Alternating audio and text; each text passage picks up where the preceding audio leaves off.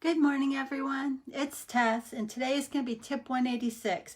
And I'm actually just calling it the title of an article or a blog post that I read, and it was called 5 Key Lessons by an Eric Scott Burton, Burdon. And really, what I did today is I just know that in order to keep moving forward on this journey, I have to stay engaged. And that means learning, reading, studying, or actually just keeping it in the forefront of my mind what my goals are so that I keep progressing and moving forward. This isn't something that you can just do one day and be done with it. It's something that you continually have to be engaged in and continually seek to do what's in the best interest of your health so that you can continually improve every day. And this gentleman was talking about how he participated in challenges, a 6-week challenge and a superhero workout challenge. And I know I myself do stuff like that. And the reason I do stuff like that, and I was thinking about it because Doc V kind of teased me about chasing shiny objects and purchasing programs and almost like over purchasing. And I realized that I do that as a way to get engaged and to stay involved in the journey. And so that kind of reminded me, like, this guy's kind of does the same thing. So I'll share his tips because I know that for me, I need to stay involved. Need to stay learning. I need to stay reminding myself of the tools that I need to make this long term. And the first thing he talked about in his journey is that weight loss is a mix of science and math. And these are all things that we kind of already know. And really, we know that if we consume more calories than what our body burns, we're going to gain weight. We all know that. That's not new information. There's a lot of different studies. You can find information on the internet that'll support just about anything, but when you boil it right down to it, if we're eating 3,000 calories a day and we're only burning 1,800, well, we've got an overabundant amount of calories, and our body's got to do something with it. We know that there are different types of foods. There are foods that are better for our body, foods that our body is better capable of processing. But even if you boil that down, you know that fruits and vegetables carry less calories and carry less artificial products that are like almost a pollution. Doc V kind of calls it as the crap, the pollution that our body has to get rid of. So in changing some of those choices, it can make it a little easier, but it is kind of science. If you're consuming a lot, your body's going to store it. It's not going to just flush it out. It's going to try to do something with it because our body is a machine that is thinking, okay, we're taking in this stuff, let's save it for another day. It isn't to the point where it recognizes that we overdo it. It hasn't been able to identify that and say, oh, we don't need this. Let's get rid of it. There's no point in saving it because she'll give us plenty tomorrow. Our bodies just don't operate that way. Number 2, he says, don't use weight loss alone as your motivation. And I will totally agree with that because I know for me, I actually have an issue that I used to only look at the scale, and now I had to come to a point this time in the journey that, like, I weigh myself every day, and I'm at the lowest weight I've been since this all started having surgery 5 years ago. But what I always have to remember is that scale is not always as friendly. So I have to think about things. My shoe sizes are smaller. My clothing sizes are smaller. I have more energy. I can be more active during the day. I don't need as much sleep at night. I don't, so many things I need to evaluate. I know that I feel better with certain foods. So I have to put together that whole little treasure chest of things to remind me of that I am succeeding. It can't be the scale alone because the scale will not always cooperate. Staying hydrated, we all know, is really important. And staying hydrated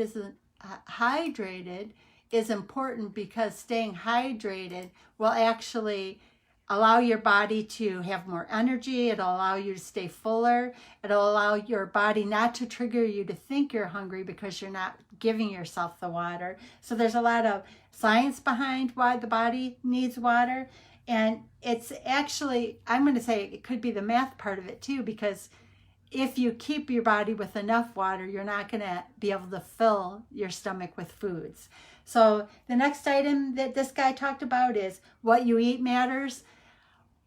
we should probably all know that by now, but I know that I feel better if I'm eating the all natural fruits and vegetables. I know I consume less calories if I'm eating the fruits and vegetables.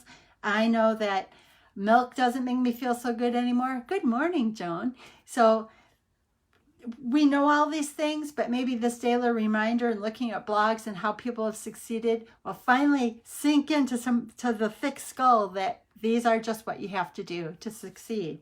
So we know that what we eat matters. We know we feel better if we eat fruits and vegetables. We know that if we eat the heavy foods, we end up at points in the day where we feel like we need a pillow and a blanket to sleep.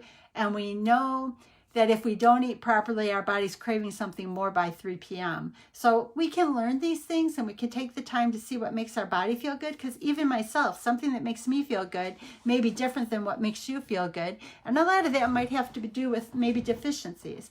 I know a lot of overweight people have deficiencies. Even though they eat a lot of food, they don't get quality food. And because they don't get quality food, they end up with, I had vitamin deficiencies prior to having surgery, and I know a lot of that was because of the choices of food weren't supporting my body like I needed it to support. The next thing and the last thing this guy talked about in his blog is monitor your feelings, and I think that's really important. How are you feeling? Are you looking for the things that are making you feel good and recognizing them? I think too often in the weight loss community, we get into this poor, pitiful me area where, oh, it's just not fair. I have and Doc V talked about it in a video that we had this morning in the challenge group, but we can't live in this place where I'm shy. I am fearful. I can't do it, because all these fears and all these things that we let block us in succeeding in our weight loss journey, everybody else in the world faces the exact same thing. The only difference is that they just have to move past them. And sadly, unfortunately, we have to move past them too. We can't let fears and we can't let anxieties block us from moving forward. So no matter what tool you use, meditation, self-talk, pre-paving, putting statements down to kind of get yourself moving forward, just taking a step. Take action. Don't leave the scene of a decision without taking action. All these tools we know from all the self-help that we've read about out there, we just have to keep moving. The only person who can make our lives better is us. It all boils back down to that. So I will kind of go over this again. I just keep revisiting and learning and growing and reminding myself of what I've learned on this journey, because I don't ever want to give up. I want to take this long term. I want to succeed. And in order to do that, I've got to stay engaged. And staying engaged is me going live every day and me researching and me learning. And in a lot of cases, sometimes it's all stuff I've seen and read before, but if I continue to keep looking at it and continue to remind myself every day, then maybe that day when I hit 3 o'clock in the afternoon and I think I'm dying for that crazy snack from a vending machine, I'll make the choice to eat a piece of fruit or to eat a salad or to eat something that will support my journey instead of making the decision to backslide. It's good. It's every day, but it's so worth it when you start feeling yourself being better. Like I said, I'm at the lowest weight I've been since I had surgery today, and I want to continue that path. Are there days that I'll slightly go up, slightly go down? Yeah, that's why I weigh myself every day, but I have to do it unemotional because I have to stay engaged. This is the second time I've lost over 100 pounds, and I don't want to do it again. I want this to be a forever journey. So I just keep sharing what I've learned along the way, and I'll go through these 5 tips real quick just to let you know that I just found an article where this gentleman is doing a blog where he says his 5 key lessons learned, and he just kind of reminded me of me because I always like purchase all these I purchase all of these programs trying to learn because I'm holding on. I don't want to let go. And I know I've mentioned before, but I did a hi Annie Mae, good to see you. But I the first time I lost over 100 pounds, I signed up for and committed to a 300-mile bicycle ride like less than 4 months away, and I didn't even own a bike because I needed to have something to hold on to. I needed to know that there was something that was going to keep me going on my journey. So this guy kind of reminded me of me, and that I'm always grabbing something to hold on because I don't want to let go. I want this to be forever, and I want it to be forever for you. So his 5 tips that he learned in the journey is that weight loss is a combination of science and it's a combination of math. And the reason he kind of came to that is calories in, calories and energy out. If you're consuming 3,000 calories and you're burning 1,000 calories, your body's got to figure out what to do with that 2,000 calories. It holds it. Our bodies are not sophisticated enough at this point in time to go, hey, you know what? We don't live in the old historical days. She might not eat tomorrow, so we got to hold on to this so that we have it for another day. That's just the way it is. Our bodies have not advanced to the point to go, just flush it out because she'll give us 3,000 more calories tomorrow. Our bodies just aren't there. That's the science of it. That's what we have to deal with. Number 2 he talked about is don't use weight loss alone. And I've talked about that before because today I could be up 0.2, I could be down 0.2, I could be up 0.6, down 0.6. I do weigh every day, but I weigh every day because historically I know if I let multiple days go, it almost gives me a green light to do things that don't support my journey. So I do it unemotionally. There's no emotion involved in it. It's just a tool. You have to determine if that works for you. But like he said, find other things to motivate you. Do you need to join a challenge? Do you need an AP? Are you having smaller clothing sizes? Do you have more energy? Are people noticing? Is your face thinner? Look at pictures of yourself. Find the tools, the energy, anything that you can use to remind yourself and see that you're succeeding on the journey. The next item he talked about, we all know about too, is stay hydrated. Hydrate is for multiple reasons. The body's 80-90% water. It needs water to function. Give it the water. Because sometimes what they're saying scientifically is that if you're not getting enough water, your body will crave the food because it knows you'll give it the food. So why not give it the water first and find out if it's truly water you need or if it is food. And that'll reduce those calories so your body's not trying to save them at the end of the day.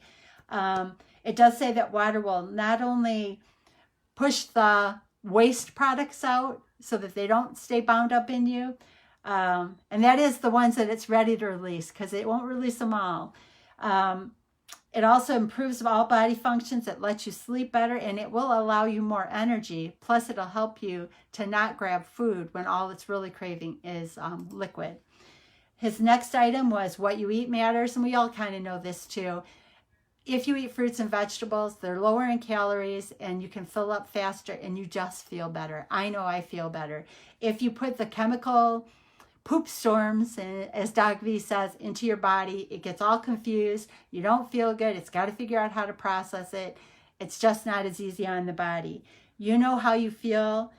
You know what results you want. Are you willing to give your body the tools it needs to support you in your journey? His last item was monitor your feelings, and I think this is really important and probably a lot of what's gotten a lot of us in trouble. Doc V in our challenge group had a video today where it kind of talked about a lot of what weight loss patients who are really extreme talk about is fear and that they can't succeed and they don't know how to overcome it.